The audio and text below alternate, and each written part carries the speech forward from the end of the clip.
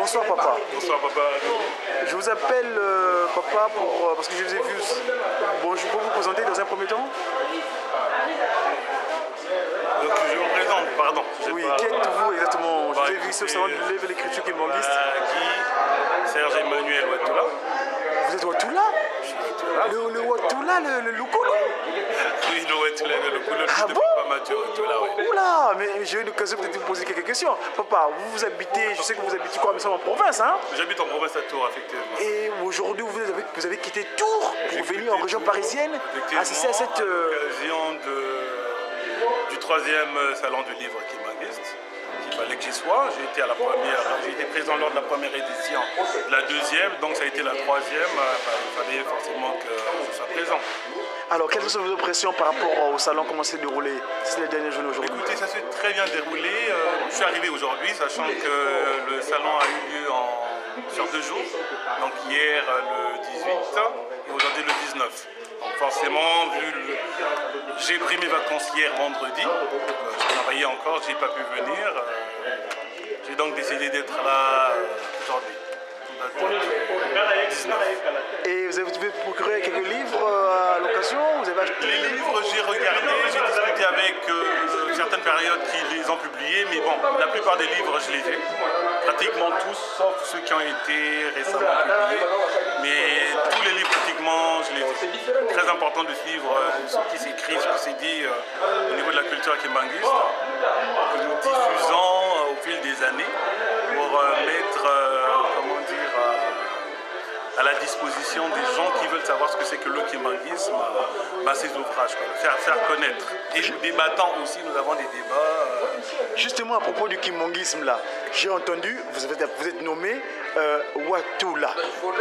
Moi, pour moi, en tant que chercheur de Kimbangu, dans le cadre du Kimbangi, cette nouvelle civilisation qui va régir l'humanité le siècle à venir, ça va déjà commencer depuis 6 avril 1921, Ouattoula. Quand j'ai parcouru l'exégèse du kimbanguisme, je sais que le 29 juillet 1958, quand Papa Simon Kimbangu se réincarnant en son fils Benjamin, non Papa Diengenda, il y avait cette Ouattoula. Est-ce que c'est un rapport avec votre personne? En effet, un rapport, Papa Mathieu, mon père, donc il faisait partie des passagers qui ont été victimes de cet accident donc mémorable. Pour nous, qui est quelque chose de très symbolique, parce que c'est un accident pas n'importe lequel. Bon, effectivement, il y a des travaux que je suis en train de faire par rapport à cet accident que je publierai en temps voulu. Ah, vous avez pensé à écrire? Oui, en effet. Ah, très bien, félicitations papa. Oui, mais bon, c'est quand même, il faut laisser une trace, parce que c'est vrai que papa a réalisé certaines interviews, mais bon, effectivement, il y a certaines choses qui sont dites, d'autres qui ne sont pas dites, et puis lui étant, comment dire, témoin direct, oculaire, une victime de cet accident, voilà, il a laissé certains témoignages. Je rendrai public effectivement ces témoignages. Donc il y en a, il y a l'accident, mais en dehors de l'accident, ce que les papas ont fait de lui, c'est toute une histoire. Donc je publierai dans un premier temps sa biographie, sa naissance, sa mort, et puis dans un deuxième temps, on ouvrira sur Loukolo, qui est effectivement la dernière alliance entre Dieu et les humains. C'est-à-dire que la boucle va être bouclée. Il y a l'histoire qu'on connaît de Jésus-Christ? Non. Avec la Genèse, pardon, excusez-moi pour une faute de mémoire. Isaac qui a failli être... Ah, Isaac, ouais, qui a donné son fils en pâture. Ouais. Voilà. Abraham voulait donner son fils en pâture. Exactement, tout était fait. Et savoir pourquoi le sang des humains devait être versé. Il y a eu le Christ qui est venu, le Seigneur Jésus-Christ, Papa Diengenda, qui est venu, qui a versé son sang à Golgotha. Golgotha, mais il a fallu que Papa Diengenda, Dieu le Saint-Esprit, revienne pour la brebis égarée. Donc c'est très important, il y a quand même une raison.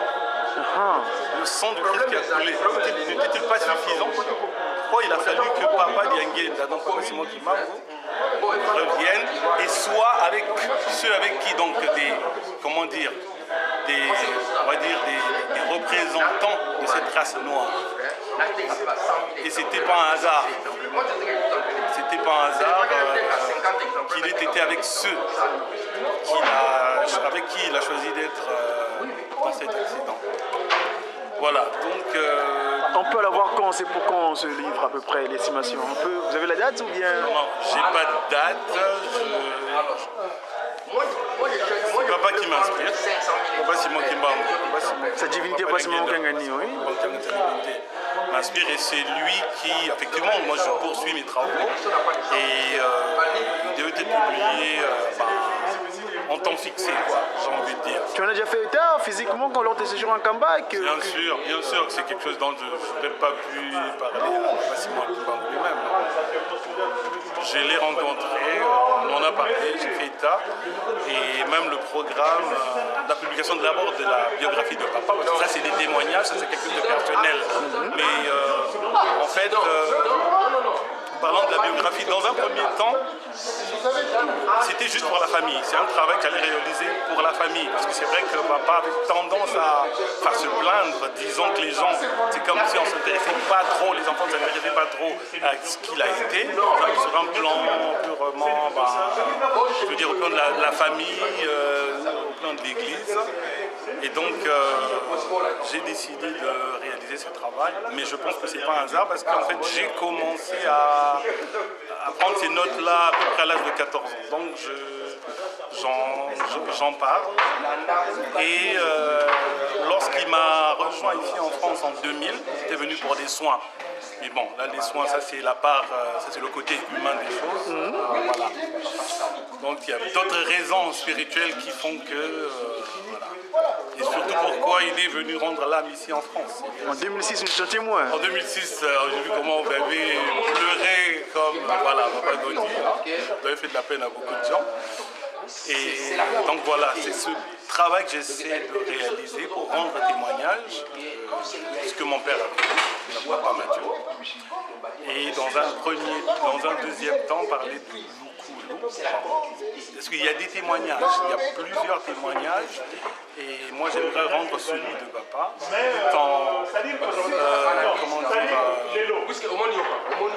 en faisant des recoupements avec certaines choses qui ont été dites, ou pas, ou trop dites, ou déformées, etc. Un peu s'aversiant, et puis voilà quoi. Mais dans ce livre, dans cet ouvrage,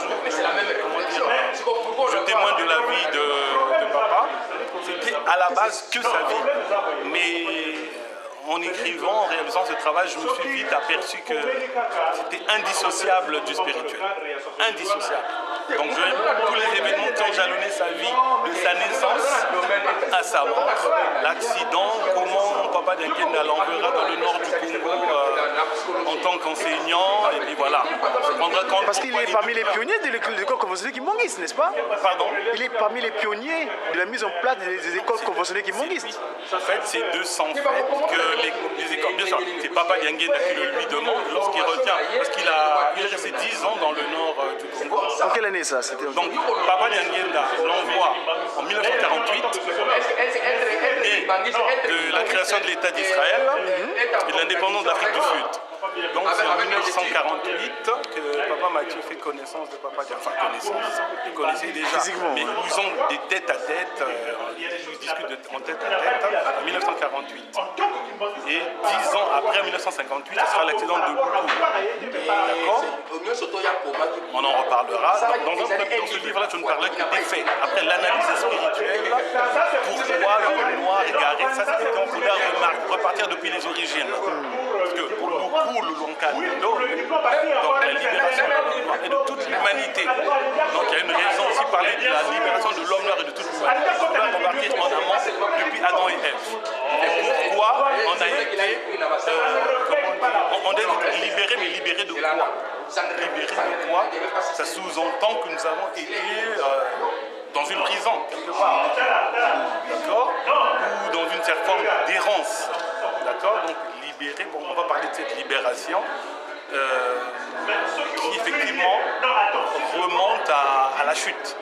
de nos ancêtres Adam et Ève, et en passant par cette étape effectivement d'emprisonnement ou d'errance jusqu'à la venue de Papa Simon Kimbangu en 1887, après les trois papas en 1914, 1916, 1918 et Papa Simon Kimbangu Kiangani. Voilà. Et donc dans cette biographie, j'évoque toutes ces périodes-là. Papa Simon Kimbangu Kiangani, Papa Simon Kimbangu 1921, papa est né au cours de cette période-là. Ah merci papa, merci. Je comprends. Donc papa est né en 1924, donc sa maman, effectivement, donc j'en parle, sa maman s'était rendue en Kamba, rencontrer Papa Simon Kimbangu en 1921. Donc c'est à son retour, effectivement, 3 ans après, 2 ans et demi après, que papa va naître.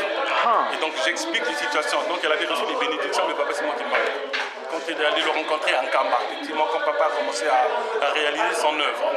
Et donc je raconterai comment il a connu les trois papas, il a vécu avec eux jusqu'à l'accident de Lukulu et jusqu'à le fameux, la déclaration de papa Diangé Nakuntima le 20 juillet 1964 à Lutendele, où il a parlé de papa Mathieu Watula en évoquant en même temps le retour de papa Simon Kimbangu Kiangani.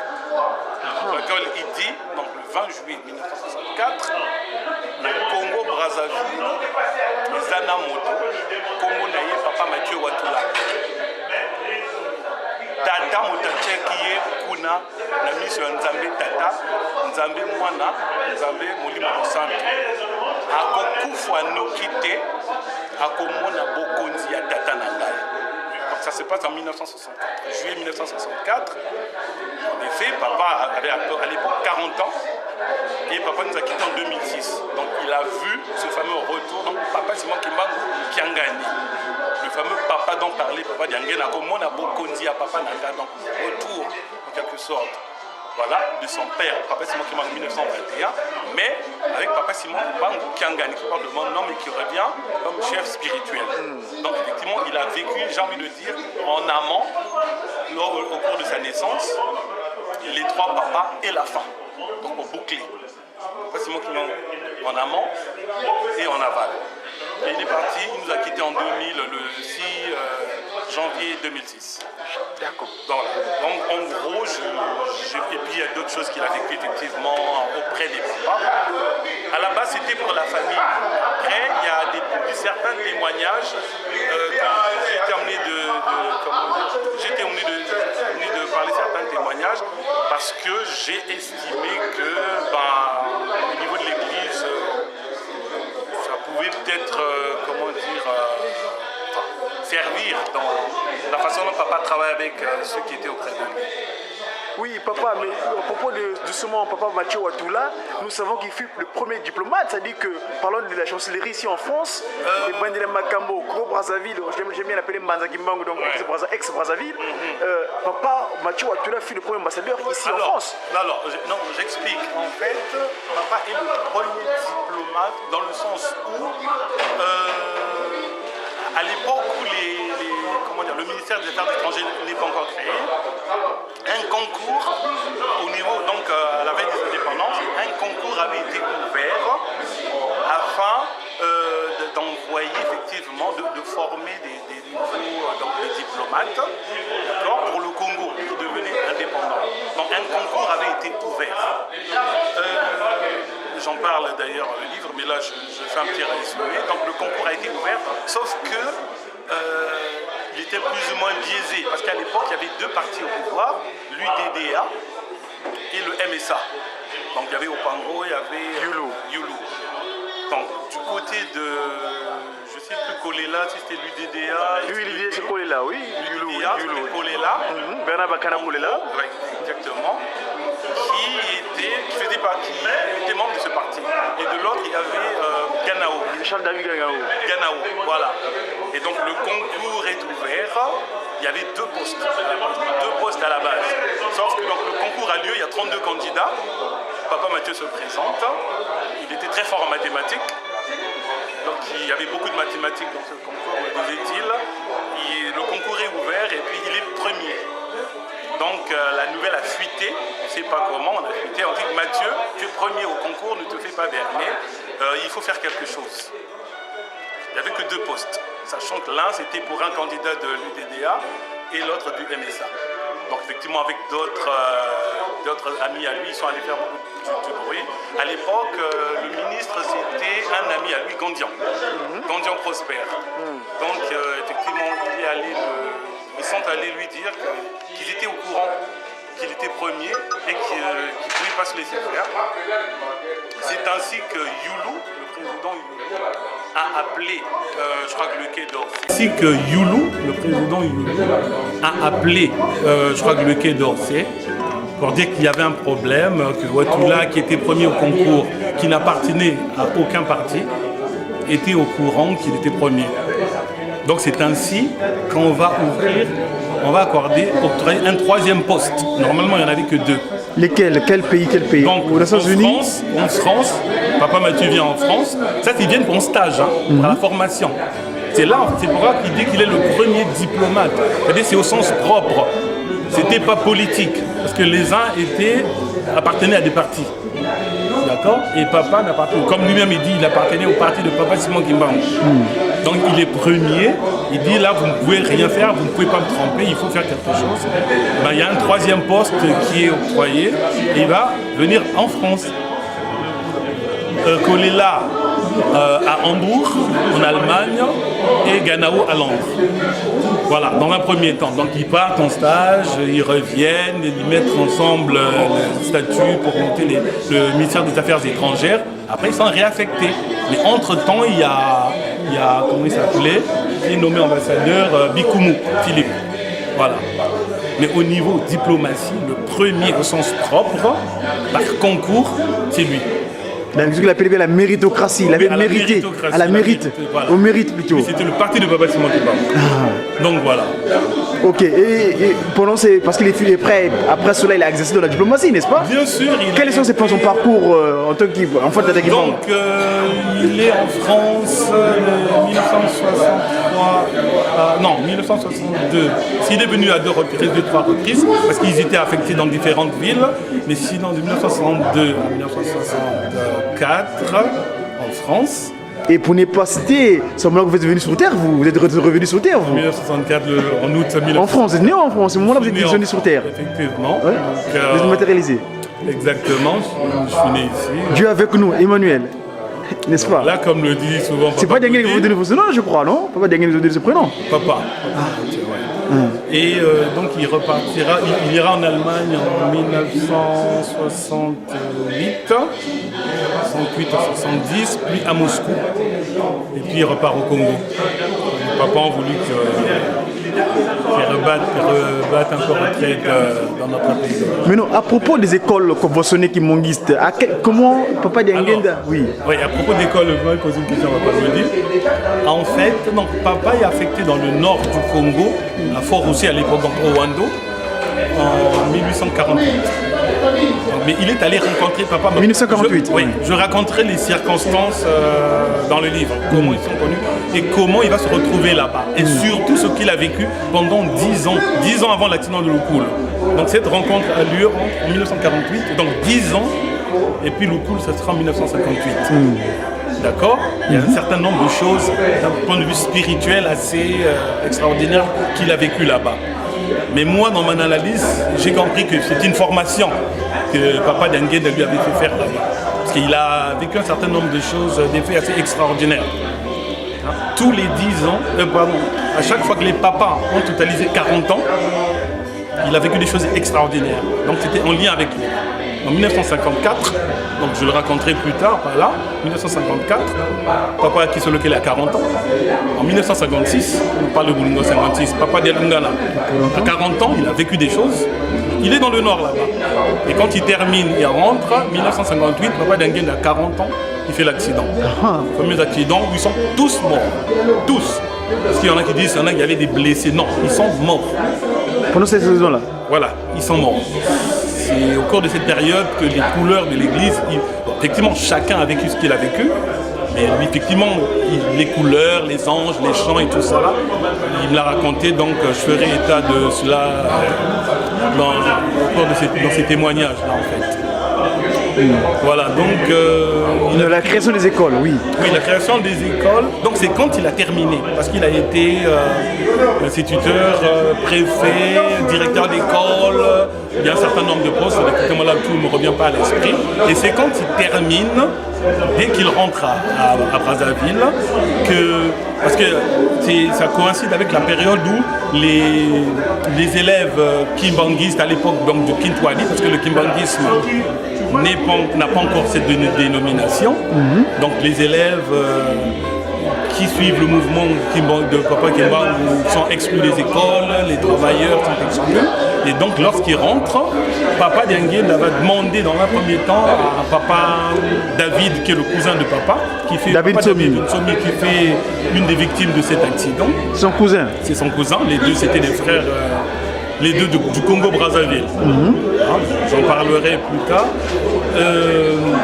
Donc Papa Dengue a demandé, dès que Papa rentre, il dit à Papa Mathieu que nos enfants sont exclus des écoles catholiques protestantes, lui qui est enseignant, parce qu'à l'époque, Papa David habite à Kinshasa, Léopoldville. À Léopoldville, à Léo. Voilà. Donc, dit à Papa Mathieu, bien sûr, Papa le lui a dit directement, mais dans un premier temps, il en avait parlé à Papa David, lui qui est enseignant, directeur d'école, qu'est-ce qu'il peut faire pour nos enfants qui sont exclus?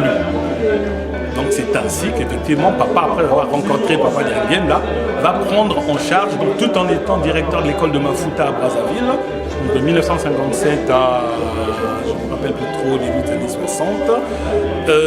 Donc à chaque fois qu'il a tous les week-ends, donc vendredi, samedi, il se rend à Kinshasa, il traverse tout en étant directeur de l'école de Mafuta, pour aller commencer à faire un peu ce travail d'organisation. Les élèves, voir leur niveau, les classer par niveau, par classe, etc. etc. Donc il l'a fait pendant un certain temps, il allait à Kinshasa, il revenait. Et d'ailleurs certains, donc j'en parlerai dans le livre, qui ont habité avec lui, donc avec nous à Brazzaville, qui avaient été exclus, qui certains on a trouvé du travail, d'autres ont été placés dans son école, et il allait pour former aussi certains maîtres. Donc ce n'est qu'une fois ce travail terminé qu'il nommera Papa Mbouendi François, qui sera le premier directeur en fait de l'école kimbanguiste. Donc c'est Papa qui l'avait nommé, c'est Papa qui l'a nommé directeur de l'école kimbanguiste. Donc c'est en lui qu'il avait détecté celui qui aurait été capable de coordonner ce travail. Et donc Papa, une fois que Papa a fait ce travail pendant un certain temps, Papa, il y a François, on va appeler François nous, Papa Mbouendi, il venait maintenant prendre les instructions à Brazzaville pour essayer de finaliser ce que lui avait déjà commencé en fait. Donc voilà, et puis officiellement, c'est le 4 janvier de mois 1960 que les écoles commençaient à être acceptées au niveau gouvernemental. Exactement. Parce que justement, après ce propos, Papa Simon Kimbangu a donné cette date pour construire une Kamba, la construction de bâtir Kamba au CEK, 16 kimbanguistes. Et l'année dernière, lors de nos festivités de Bandombe, enfin, on était, les compatriotes de la rive droite, donc les collègues de la rive droite, étaient partis, Papa Bello et nous a quittés pour essayer de voir qu'est-ce que nous pouvons faire à propos de l'écriture Mandombe et la sauce Mandombe plutôt. Et donc, Papa Simon Kimbangu dira que vous, les Mandombistes, vous allez devoir monter en Kamba aussi avec le CEK. Donc cette année, c'est notre première montée. Moi, j'y vais d'ici la semaine prochaine. D'accord. Donc ça, comment dire, je suis très content et fier d'apprendre que tu fais partie du CEK et puis le Mandombe. Exactement. Donc c'est un très grand travail qui est en train d'être réalisé. Papa Godi, félicitations. Et tu sais que je te porte fort dans mon cœur. Merci grand frère. Donc voilà ce que je peux dire, mais nous reviendrons sûrement je reviendrai sur les services. Donc le livre sortira, nous en tant que média presse, on vient vous chercher alors, pour essayer de... Franchement, comme je l'ai dit, moi, c'était un travail de famille en fait. C'était la famille.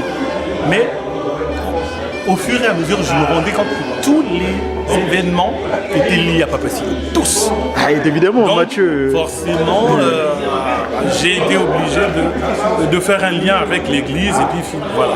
D'accord. Donc il y a ça, il y a sa naissance, comment il va échapper parce qu'il a perdu sa maman un 1er janvier. Ses frères, sœurs, morts. Lui, la veille, on est venu le chercher par un cousin pour aller demander, collecter des dettes. Donc voilà comment Papa Simon Kimbangu va l'épargner. C'est pourquoi il n'y a pas de hasard. Donc, il devait se retrouver dans cet accident-là. Donc, le choix, il ne se fait pas pendant, il se fait avant. Bien sûr. Il se fait avant. Donc il devait être faire part des victimes de cet accident. Il y a une raison.